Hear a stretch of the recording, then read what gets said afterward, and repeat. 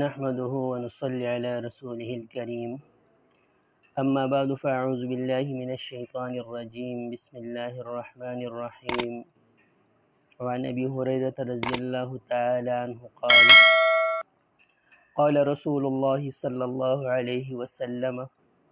من تمسك بسنتي عند فساد امتي فله اجر 100 شهيد او كما قال النبی صلی اللہ علیہ وسلم۔ ایک سنت کو زندہ کرنے اور اس پر عمل کرنے کا ثواب 100 شہیدوں کے برابر ہے۔ اس حدیث کے پیش نظر بخاری شریف کی ایک روایت سے ایک اہم سنت کی طرف امت کی توجہ مبذول کرائی جاتی ہے، جس پر عمل کرنے سے 100 شہیدوں کا ثواب ملے گا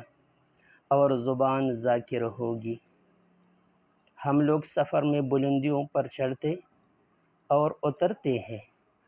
مگر خاموشی کے ساتھ، لیکن اگر ہم تھوڑی سی فکر کر کے اوپر چڑھتے وقت اللہ اکبر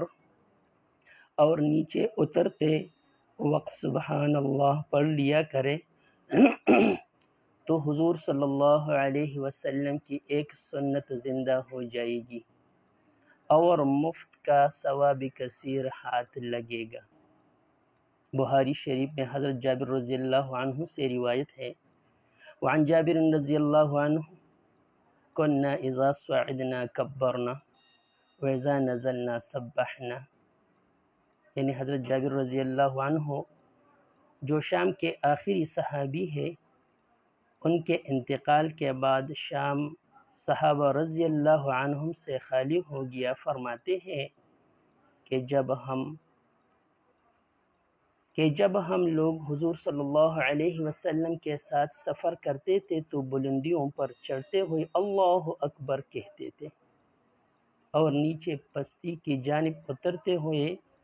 سبحان اللہ پڑھتے تھے۔